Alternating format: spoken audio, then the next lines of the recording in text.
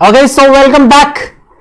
अब अपन स्टार्ट करने वाले हैं discussion of RTP for strategic cost management and performance evaluation for the attempt November 20। So as you all are aware कि November 20 के लिए RTP आ गया है एंड अब उसमें से अपन एक क्वेश्चन डिस्कस करने वाले हैं and that ladies and gentleman is question number 3।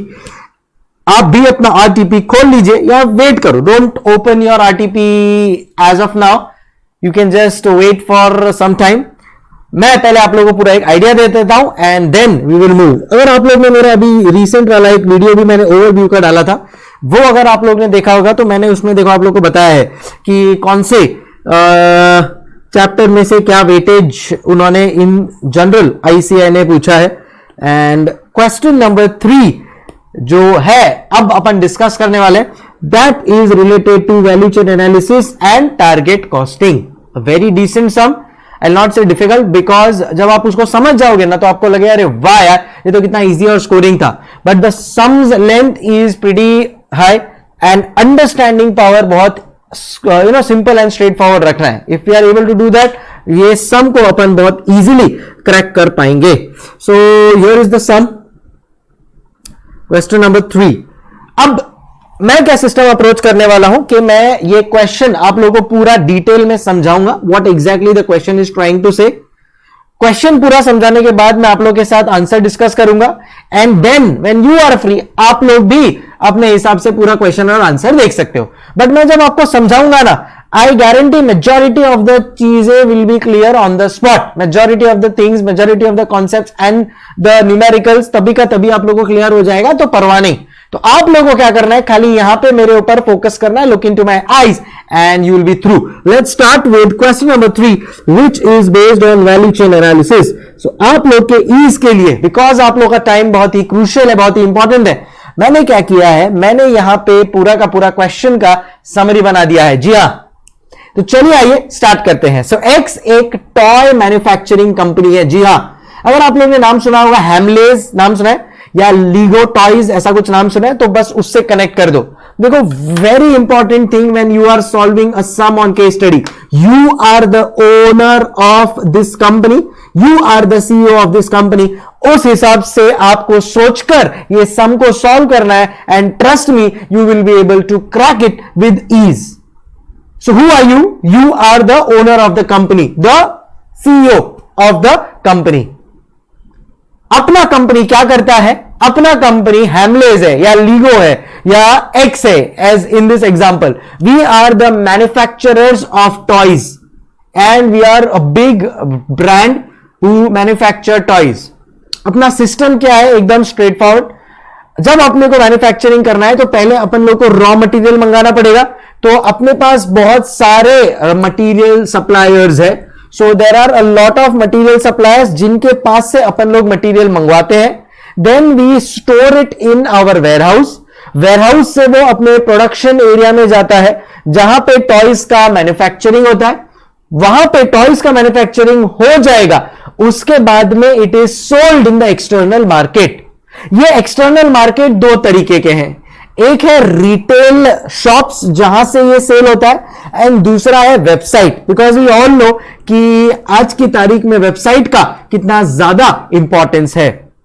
So these are the two places जहां से अपना ये टॉय सेल होता है। So I hope we are absolutely clear. So क्या है एक हैमलेस, क्या है toy manufacturing company. Toy manufacturing company क्या करती है, बहुत सारे सप्लायर्स के पास से रॉ मटेरियल खरीदती है, वो रॉ मटेरियल खरीद के अपने वेयरहाउस में स्टोर करती है। वेयरहाउस में स्टोर करने के बाद जब उसको प्रोडक्शन करना है तो अपने प्रोडक्शन एरिया में लेके जाते हैं, वहां पे प्रोडक्शन हो गया फिनिश्ड गुड्स का, फिनिश्ड टॉयज का, उसके बाद में रिटेल आउटलेट्स एंड दूसरा वेबसाइट्स के थ्रू ये टॉयज सेल हो जाता है। सो ये एक ब्रीफ हिस्ट्री है अभी तक का इस कंपनी का। अब हाल ही में इस कंपनी को कॉल आया एक आउटसाइड एजेंसी का, जो बोल रहे हैं कि हमारे को टॉयज चाहिए एंड कैसा टॉयज चाहिए पता है, हमारे को टॉयज चाहिए called as PYZ which is like a mini cartoon. And आपको पता है कौन मंगवा रहा है ये टॉयज, एक बहुत ही बड़े फिल्म प्रोड्यूसर से, हॉलीवुड में एक फिल्म बन रही है एंड उनको टॉयज के ऊपर एक कुछ मूवी बनानी है and they are asking for the toys. So जो अपनी कंपनी है बोले अरे वाह वाह क्या बात है, we will supply you sir, don't worry. But जो डायरेक्टर है जिसने अपने को कॉल किया था ना, उसने बोला कि देखो हम आपके पास से लेने के लिए रेडी हैं, बट मैं डायरेक्टर हूं, मेरे को है ना 10% कट चाहिए मेरा। मतलब आप जितने में भी हमको सेल करोगे, देखो पैसा प्रोड्यूसर देने वाला है, प्रोड्यूसर के पास बहुत पैसा होता है, तो प्रोड्यूसर पैसा देगा, जो भी आपको मिलेगा उसमें से 10% डायरेक्टर के पास जाएगा। एंड प्रैक्टिकली फ्रैंकली स्पीकिंग ऐसा होता है। जी हां, आप लोग ने कई बहुत सारी मूवीज देखी होगी, तो बहुत सारी मूवीज में ब्रांड्स रन होते हैं, तो कई बार ये ब्रांड्स को अलग से डायरेक्टर को पैसा देना पड़ता है, so that the director will think in that way, direct the movie in that way, so that their brand is also promoted. तो ऐसे ही कुछ अपने टॉयज के साथ है, अपन टॉयज उनको सप्लाई करने के लिए रेडी है, 10% डायरेक्टर बोलता है मेरा कट मेरे को चाहिए। अब देखो कैसा है पता है, ये नया टॉय है TYZ, मार्केट में नया है, new contract to manufacture TYZ, जैसा आप देख सकते हो। सो इसका एज सच रेडी मार्केट नहीं है, सो अपन VX is ready to, is free to keep a selling price of its own. तो वो अपने हिसाब से उसका सेलिंग प्राइस रख सकता है, कोई प्रॉब्लम नहीं है। तो जो मार्केटिंग मैनेजर है उसने थोड़ा एनालिसिस किया, और उसके एनालिसिस के बाद मार्केटिंग मैनेजर ने बोला कि sir we will have to keep a selling price of ₹1750। So marketing manager has kept a selling price of 1750। अपनी कंपनी का पॉलिसी है that we have a margin of 26% of selling price whenever we sell a product. तो अपने को ये toy बेचने का है, तो मार्केटिंग मैनेजर को अपन बोल देंगे भाई 1750 का अगर अपन लोग बेचने वाले हैं तो याद रखना उसमें अपने को 26% मार्जिन चाहिए, we need a margin of 26%। जी हां, he said okay sir, no problem. फिर इमीडिएटली अपन लोग ने नेक्स्ट क्वेश्चन पूछा अपने कॉस्ट मैनेजर्स को कि भाई ठीक है, ये हमारा जो TYZ है ये बनाने का कॉस्ट कितना होगा। मटेरियल C लगेगा, किसी ने बोला मटेरियल D लगेगा, labour, specific product overhead, specific selling distribution, other material, and all of these costs will be incurred. समझ में आया? कहानी यहां पे खत्म। तो अब आप जो मैनेजमेंट अकाउंटेंट है, तो सर हमारा रोल क्या है? सबसे पहले तो आपको फाइंड करना है कि क्या इनके यहां पे कोई कॉस्ट गैप है। सर ये कॉस्ट गैप क्या होता है, मैं हूं ना, मैं समझाऊंगा ना आपको, क्यों टेंशन लेते हो। सो पहले आपको फाइंड करना है कि कितना कॉस्ट गैप है। सेकंड, अगर कॉस्ट गैप है देन इन दैट केस ये कॉस्ट गैप को अपन using the concept of value chain analysis कैसे रिड्यूस कर सकते हैं। Very brilliantly framed question. सबसे पहला क्वेश्चन वो अपने को पूछ रहा है कि whether cost gap exists, whether cost gap exists। बोलिए, और अगर yes, if the answer is yes, if the cost gap exists, क्या होता है cost gap समझा रहा हूं, don't worry। if the cost gap exists, then in that case using the concept of value chain analysis आप ये cost gap को कैसे reduce कर सकते हैं, ये आपको बताना है। So cost gap है, अगर है then in that case how are you going to reduce the cost gap using the concept of value chain analysis। समझ गए? क्या आप लोग को मेरी मूवी का जो पूरा सीन है वो क्लियर हो गया है? यस और नो? 2 मिनट में वापस से समझाता हूं, फिर अपन लोग ओरिजिनल सम के ऊपर चलेंगे, पूरे सम को रीड कर लेंगे। इमीडिएटली मैं कनेक्ट करवा दूंगा आपको मेरे ये डायग्राम के साथ। सर हमको भी ये डायग्राम आपका वाला चाहिए, मिल जाएगा, डोंट वरी। मैं डिस्क्रिप्शन बॉक्स में मेरा टेलीग्राम लिंक डाल रहा हूं and I will share this in the telegram link, you can download it from there. जी हां, सो नाउ वापस से ध्यान से सुनना। स्टोरी कुछ ऐसी है कि अपन ओनर है एक टॉय मैन्युफैक्चरिंग कंपनी के। जब अपने को टॉय मैन्युफैक्चर करना है तो अपने को रॉ मटेरियल चाहिए। रॉ मटेरियल अपने को सप्लायर्स बहुत सारे हैं, बहुत सारे सप्लायर्स अपने को सप्लाई करते हैं। वो चीज अपने पास मटेरियल आ जाती है, अपन उसको वेयरहाउस में स्टोर करते हैं। जब अपने को प्रोडक्शन के लिए चाहिए तो प्रोडक्शन फ्लोर पे ले आए, प्रोडक्शन कर दिया, फिनिश टॉयज रेडी।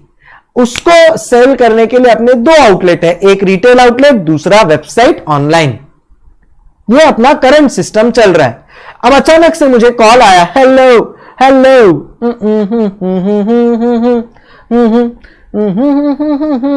तो सीन 2 क्या बोलता है कि भाई अब मेरा जो टॉय मैन्युफैक्चर मेरे को करना है उसके लिए अब आप लोग को एक नया टॉय चाहिए जिसका नाम है TYZ। TYZ। अब ये जो TYZ है ये एक बहुत बड़े फिल्म प्रोड्यूसर को, फिल्म डायरेक्टर को चाहिए फॉर देयर मूवी, और एक बहुत बड़ी एनिमेटेड मूवी है, उसके लिए हम लोग उसको यूज करने वाले हैं। तो आपका भी बहुत अच्छा ब्रांड प्रमोशन होगा। We are very happy. अब बिकॉज ये न्यू प्रोडक्ट है, बिकॉज ये न्यू टॉय है, इसका मार्केट में सेलिंग प्राइस नहीं है, so you are free to keep the selling price. But जो भी सेलिंग प्राइस रखो 10% आपको डायरेक्टर को देना है। जी हां, कोई प्रॉब्लम नहीं है। अब जो भी सेलिंग प्राइस रखोगे उसमें 10% तो गया हमारे डायरेक्टर को। मार्केटिंग मैनेजर ने एनालिसिस के बेसिस पे बोला कि सर इसका सही सेलिंग प्राइस होगा 1750। तो 1750 is the selling price, 10% director को देना है। एंड अपनी कंपनी का फिक्स है कि भाई अपने को 26% का मार्जिन चाहिए on manufacturing, on sale of these toys. तो ये टॉयज को सेल करने के लिए 26% मार्जिन अपन लेंगे सेलिंग प्राइस पे। No problem. अब देख लेते हैं इसके कॉस्ट कितने हैं। तो ये भिन्न भिन्न प्रकार के अपने पास कॉस्ट आ गए हैं। Using these cost we have to find out कि क्या कोई कॉस्ट गैप एग्जिस्ट करता है, और अगर हां देन इन दैट केस ये कॉस्ट गैप को कैसे रिड्यूस कर सकते हैं। Are we clear everybody? So ये था आप लोग का पूरा क्वेश्चन। ठीक है, again I am telling you, ये आप लोग को अभी फिलहाल ड्रॉ करने के पीछे टाइम वेस्ट मत करना। आपको ड्रॉ करना है आप कर सकते हो, वीडियो पॉज करो और ड्रॉ कर लो, बट मेरे पास उतना टाइम नहीं है। तो मैं क्या करूंगा, अब मैं चलूंगा आप लोग के साथ सीधा का सीधा क्वेश्चन के ऊपर, एंड एक बार क्वेश्चन रीड कर लेंगे, रिकनेक्ट कर लेंगे इस केस के साथ, and then I think we will be through to start with the solution. ठीक है, चलो आइए।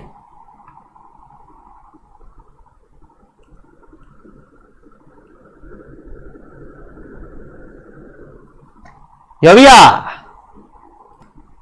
सो ये है वो क्वेश्चन नंबर 3, अपन कर रहे हैं क्वेश्चन नंबर 3, जिसका अभी आप लोग के साथ मैंने चर्चा जिक्र किया। Let's start and read it, because मैं आप लोग को स्टोरी समझा चुका हूं। We can read it quickly and एकदम इमीडिएटली आप लोग इसको कनेक्ट कर पाओगे। आइए। X is a leading toy manufacturing firm. Having commenced its commercial operations in the year 1990, firm has state-of-the-art manufacturing facility in India. It sells toys through retail outlets and the firm's website. क्या रे बोला मैं तुमको कि क्या करता है वो? It sells it through website and retail outlets. सही है, ठीक है। सर क्या हम लोग ये केस स्टडी का ऐसा जो आपने समरी बनाया बना सकते हैं? बनाना ही है, पूछ क्या रहे हो? I mean this is deemed, this is assumed, this you have to know it, you have to draw it as it is. Yes, मस्त वाला मार्क्स मिलेगा और समझ में भी बेटर आएगा। Thank you later. ओके, अच्छी लगी वो बात तो थैंक यू बोल सकते हो यार, कोई प्रॉब्लम नहीं। नीचे कमेंट बॉक्स दिया है तुम्हारे को, इसी के लिए दिया है। चलो, X has been pioneering the concept of quality and safety in toys and has been instrumental in raising the quality standards of toys in the market. So अपना पूरा focus quality and safety toys के ऊपर है। ठीक है, चलो।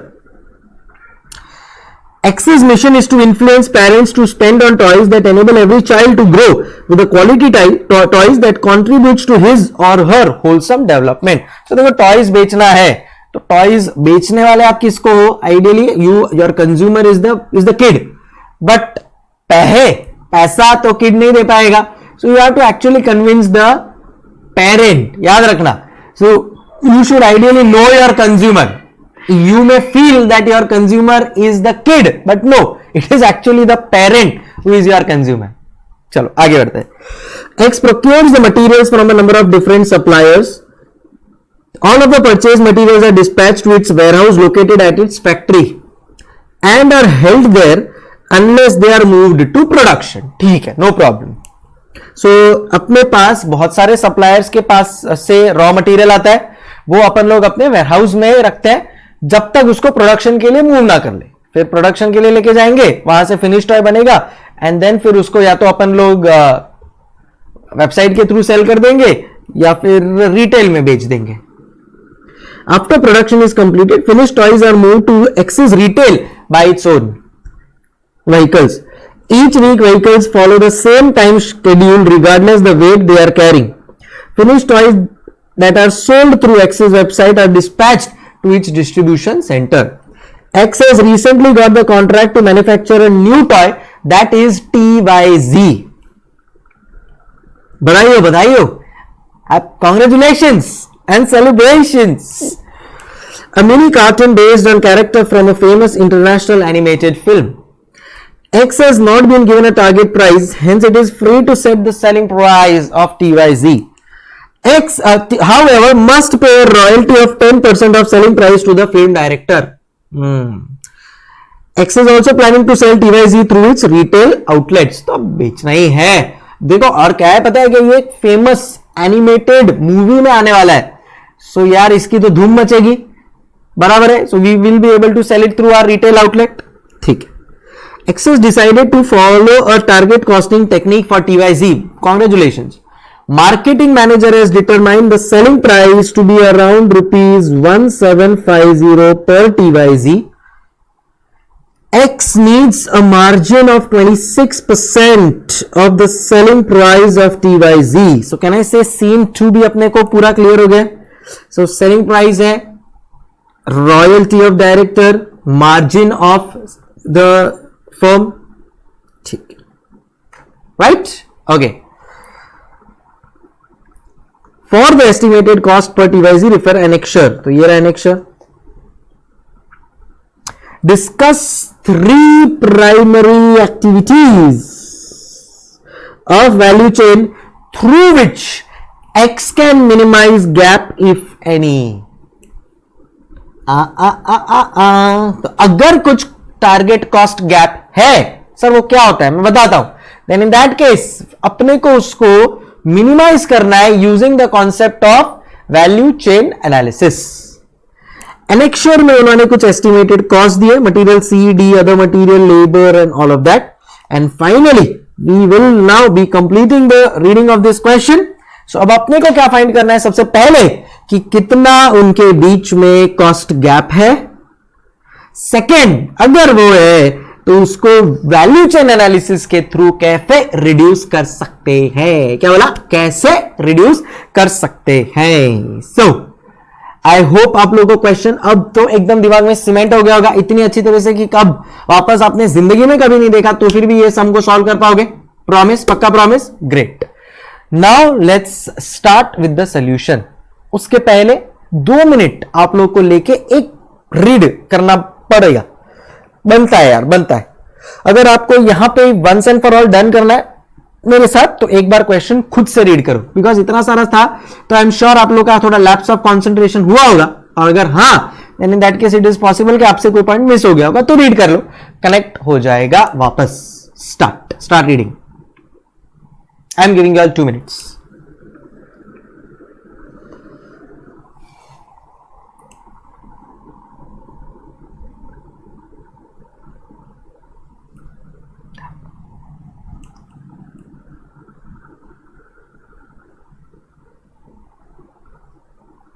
चलो okay.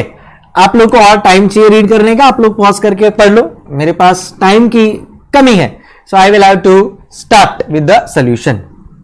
तो बात कुछ ऐसी है कि अपने को पूरा क्वेश्चन तो समझ में आ गया.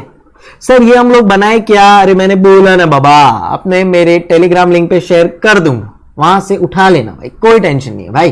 प्लीज अभी फिलहाल सॉल्यूशन पे ध्यान दो ना. पहली चीज क्या पूछे? Weather cost gap exist. तो आपका सबसे पहला क्वेश्चन होना चाहिए सर ये कॉस्ट गैप होता क्या है. क्या बोला मैं? कॉस्ट गैप होता क्या है. तो कॉस्ट गैप का मतलब होता है कुछ ऐसा.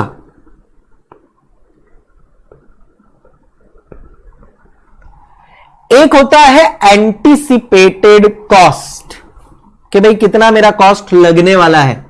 दूसरा होता है मेरा टारगेट कॉस्ट कि भाई कितना मेरे को कॉस्ट के अंदर कंप्लीट करना ही है. So difference between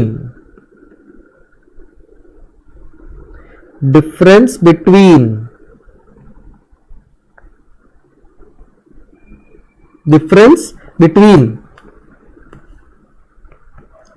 target cost and actual cost, target cost and actual cost, difference between target cost and actual cost को क्या कहते हैं बच्चा? Correct, it is called as a cost gap, it is called as a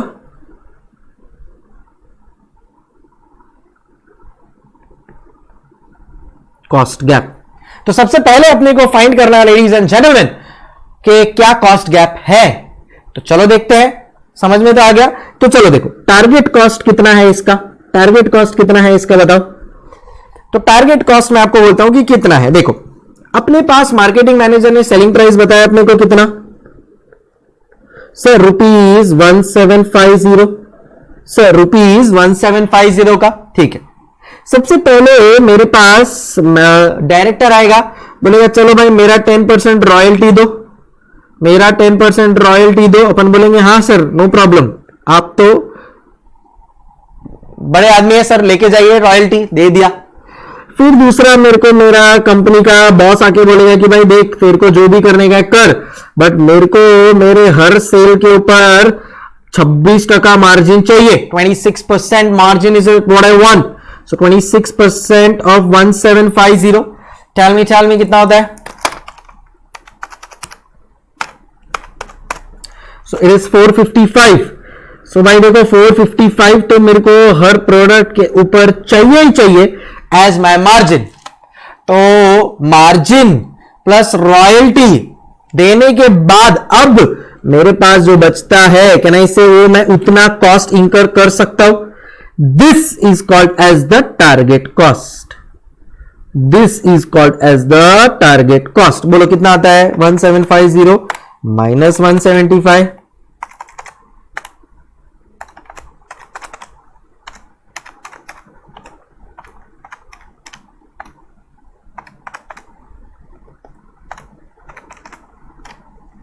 Can I say ₹1120? Can I say ₹1120? बराबर है। तो target cost तो एकदम क्लियर है, मक्खन, अरे बोलो मक्खन। हाँ चलो अब सामने देखते हैं एक्चुअल कॉस्ट अपना कितना इंकर हुआ है।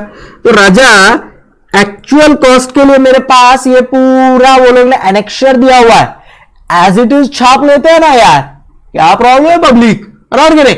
तो एज इट इज छाप लेते हैं। आओ सो एक्चुअल कॉस्ट में मेरा क्या क्या इंकर होने वाला है देखो रे। एक तो है मटेरियल सी, दूसरा है material D, labour, then specific product overhead, specific selling and distribution cost. So specific product overhead, specific selling and distribution overhead, और एक लास्ट में डाला है वो लोग ने गूगली अदर कॉस्ट का। चलो रे फटाफट लिखते जाते हैं। मटेरियल सी कितना रे बाबू, ओ बाबू मटेरियल सी का कितना रे? 150.5, 122.5। सो 150.5, 122.5। Okay then labour 420, 132.3। So 420 and 132.3, 420। वाह वाह, आप जैसे आर्टिकल क्लर्क का भी नंबर आ गया यहाँ पे, तो वाह बहुत अच्छे। 166.6, 166.6 and last other cost. Other cost के लिए वो डायरेक्टली नहीं दे रहा है, हीरो बन रहा है वो, बनने दो ना, अपन भी कम नहीं है भाई। So each TYZ require 0.7 kg और हर किलो का है ₹280 पर kg, उसमें से 5% डाउनग्रेड। तो 5% से अपने को ग्रॉस अप करना पड़ेगा, समझते हो कि नहीं उतना? ये फाइनल वाले हो यार। सो देखो 0.7 kg इंटू 280 पर kg, चल इतना समझ में आ गया? कितना आता है बोलो?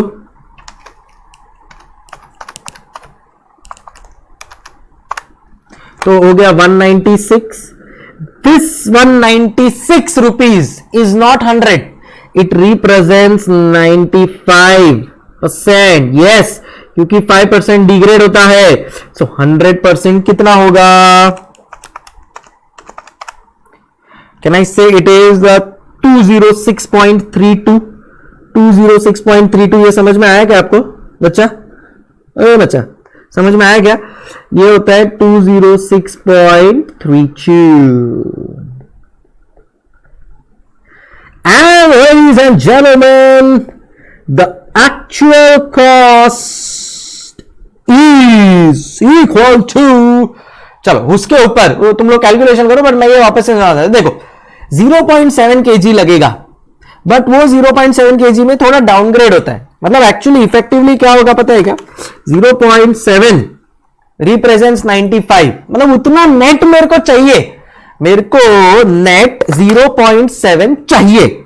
मेरे को नेट 0.7 kg नेट मेरे को चाहिए. तो अब ये तो नेट मेरा 100 नहीं 95 है. तो 100 कितना होगा? तो कितना केजी होगा? करो इसको क्रॉस मल्टीप्लाई. तो 100 इंटू 0.7 डिवाइड बाय 95. सो आता है 73.68. 0.7368 इंटू 280 करोगे तो भी आपको यही सेम 206.32 आ जाएगा. चलो एक्चुअल कॉस्ट का टोटल निकालते हैं. 150.5, 122.5, 420 आर्टिकल क्लर्क, 132.3, 166.6, 206.32 एंड 1198.22. तो हमने सोचा था कि 1120 में अपना काम हो जाएगा, बट ओ गॉश 1198 का खर्चा हो गया. इसका मतलब there is a cost gap. इसका मतलब there is a cost gap. तो अपन लोग का कितना एक्चुअल में एक्स्ट्रा कॉस्ट जा रहा है? कितना एक्स्ट्रा कॉस्ट जा रहा है? कैन आई से 1198.22 माइनस 1120 इज इक्वल टू कितना?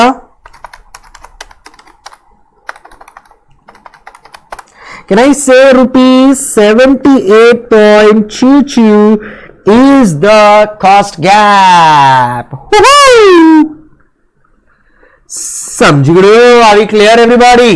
तो 78.22 का मेरा कॉस्ट गैप आ रहा है, and that answers the first part of the question. कैसा लगा?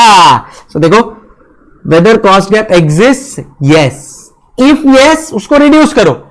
तो कैसे रिड्यूस करोगे? उन्होंने बोला है यूजिंग वैल्यू चेन एनालिसिस.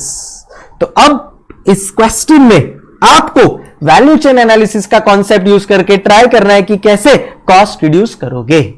चलो उसके ऊपर मैं आऊं. यस वो भी आपको पूरा डिटेल में समझाऊंगा, परवाह नहीं. और उसके पहले क्यों ना आप लोग 2 मिनट लेके इसको लिख लें. 1 मिनट दे रहा हूं, पॉज करके लिख लो, या आप लोग का स्पीड अच्छा है और आप लोग मेरे साथ ही लिखते आए होगे, then in that case अभी भी आप लिख सकते हो, कोई प्रॉब्लम नहीं है. Your time starts now. Come on, फटाफट इतना सा पार्ट है लिख लो, so that things will be okay. हाँ, ये मैं टेलीग्राम ग्रुप पे ये वाला भी शेयर करूंगा, तो आप लोग को टेंशन लेने की तो कोई बात नहीं है, बट फिर भी मेरा एक फर्ज है वो मैं निभाऊंगा. क्यों? सही है.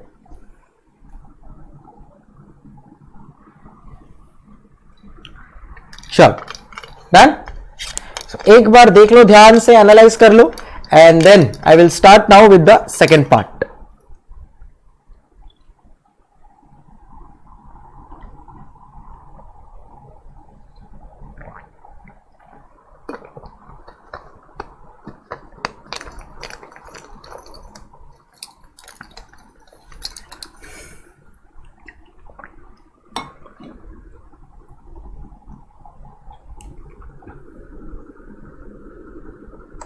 चलो, so let's move on now. अब सेकेंड पार्ट पे आते हैं. वो बोलता है कि भाई कॉस्ट को रिड्यूस करो ना यार. चलो, कॉस्ट गैप तो तुमने निकाल लिया. अब अपने को तो यार पर यूनिट 78 रुपीज कम करना है यार. तो कैसे कम करे सर, आप ही बताओ। चलो बताते हैं। तो देखो यहां पे आपको वैल्यू चेन एनालिसिस देखना है। वैल्यू चेन एनालिसिस एक शॉर्ट में आपको बताता हूं क्या होता है। मिस्टर माइकल पोर्टर है ना, उन्होंने अपने एक बुक 1980s में उन्होंने एक बुक लिखी थी जिसका नाम था द कॉम्पिटिटिव एज। उसमें उन्होंने बताया था कि अगर आपको कॉम्पिटिटिव एज चाहिए अपनी खुद की कंपनी के लिए, देन इन दैट केस आपको दो चीज पे फोकस करना है। आज से 30 साल पहले वो बंदे ने वो एक विजन के साथ लिखा था। उसने बोला कि दो चीज चाहिए, एक आपको कॉस्ट एडवांटेज लाना पड़ेगा, दूसरा आपको डिफरेंशिएशन एडवांटेज लाना पड़ेगा, जो मैं इसी आरटीपी के क्वेश्चन नंबर 1 में भी डिस्कस करूंगा। तो उसने बोला कि कॉस्ट एडवांटेज अगर आपको लाना है तो मार्केट में जब जो सिमिलर प्रोडक्ट मिल रहा है ना, उससे कम में आप बेचने का ट्राई करो। तो जब आप वो करोगे तो कम में बेचोगे कैसे, तो आपको कॉस्ट को एनालाइज करना पड़ेगा। तो आप कॉस्ट को एक्टिविटीज में डिवाइड कर दो, और माइकल पोर्टर ने प्राइमरी और सेकेंडरी एक्टिविटीज में एक्टिविटीज को डिवाइड किया, जिसमें भी अपना फोकस है ऑन द प्राइमरी एक्टिविटीज, क्योंकि क्वेश्चन में क्या बोला है, discuss 3 primary activities of value chain. Michael porter भाई ने बोला कि भाई देखो, तुम लोग के पास टोटल 5 एक्टिविटी होगा। वो एक होता है इनबाउंड, दूसरा होता है ऑपरेशंस, तीसरा होता है आउटबाउंड, चौथा होता है मार्केटिंग एंड सेल्स, और 5वां होता है आफ्टर सेल्स। उसने बोला कि ये प्राइमरी एक्टिविटीज है, these are the primary activities. अगर आप इन प्राइमरी एक्टिविटीज के ऊपर अपनी कमांड जमा देते हैं, then in that case you will be able to reduce the cost to the minimal level possible। तो अब अपने को फॉर आवर क्लाइंट अपने को वैल्यू चेन एनालिसिस यूज करके करना है। अब सबसे पहले अपन लोग रिड्यूस करने की कोशिश करेंगे इनबाउंड एक्टिविटी। देखो इनबाउंड एक्टिविटीज में क्या होता है, inbound activity relates to the purchasing of raw material. तो अब यहां पे अपन लोग जो परचेज ऑफ रॉ मटेरियल कर रहे हैं, कैन आई से it is through several suppliers,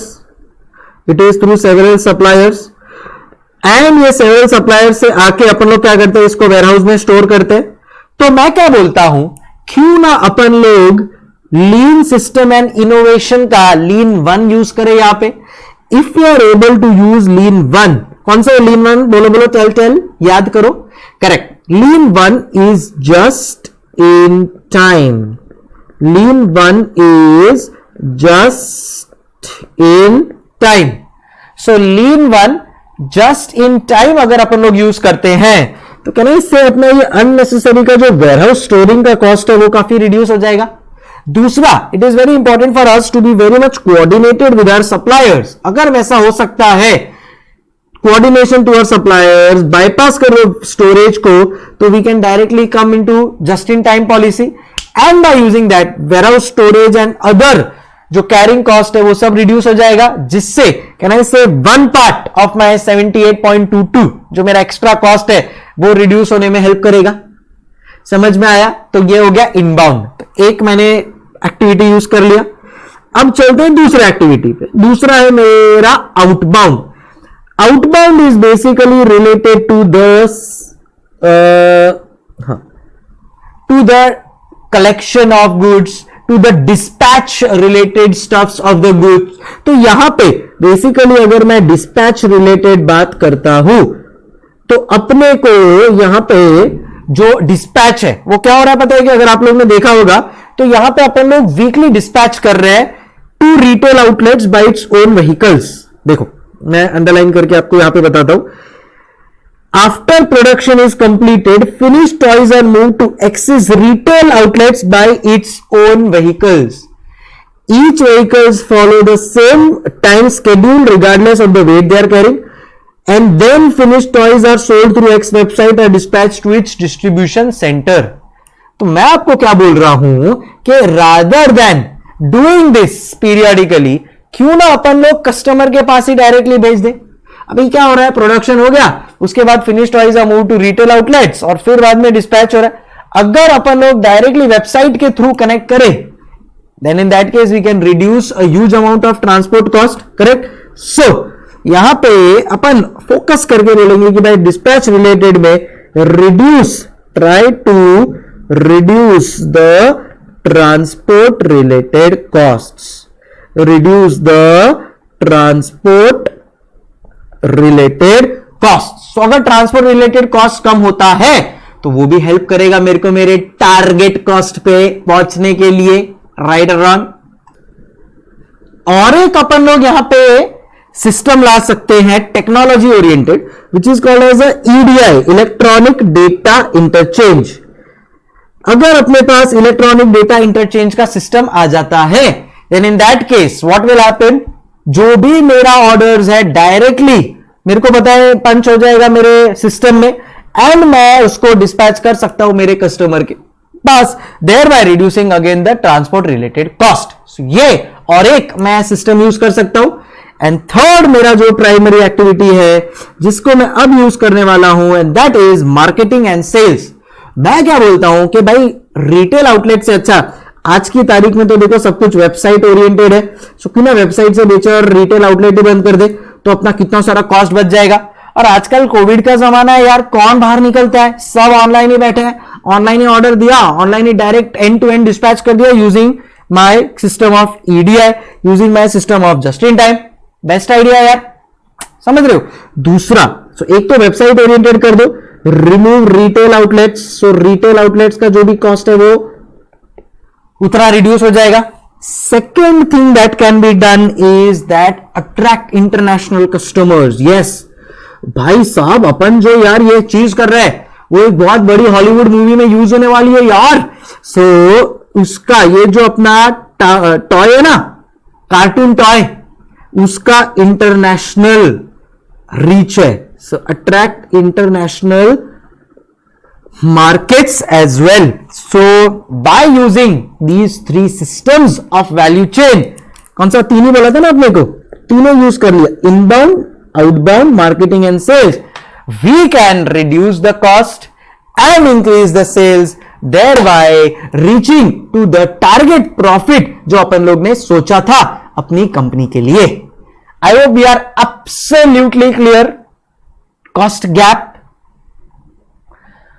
ways to reduce the cost, right? चलो अब एक बार सोल्यूशन देख लेते हैं. ये लिखने का टाइम नहीं दे रहे हो सर, नहीं, जरूरत नहीं है, पॉज करके लिख लो, लिखना है आपको तो, और अदरवाइज मैं पीडीएफ इसका शेयर कर रहा हूं, you can use that also for your reference. ठीक है, चलो आओ अब आ जाते हैं इसके सोल्यूशन के ऊपर. कब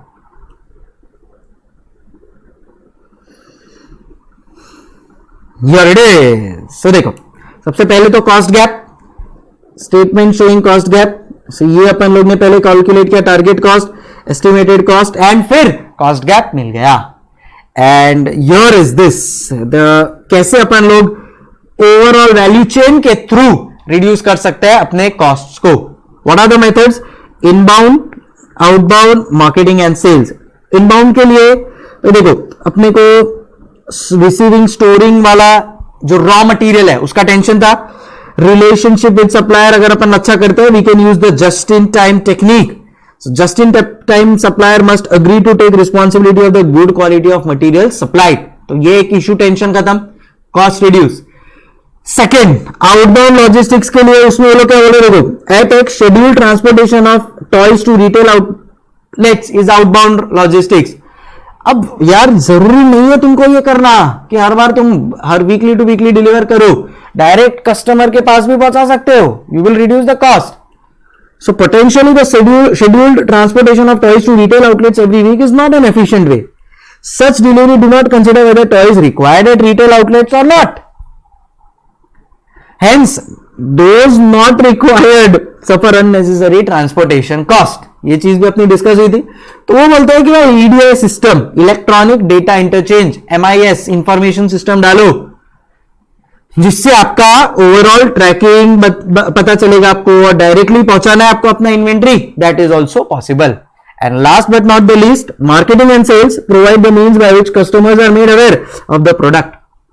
X toys via sales via retail outlets and website. तो वो लोग क्या कर रहे हैं, पहले बता रहे हैं इनबाउंड लॉजिस्टिक्स क्या है, फिर better way of doing it. Outbound logistic क्या है, फिर better way of doing it.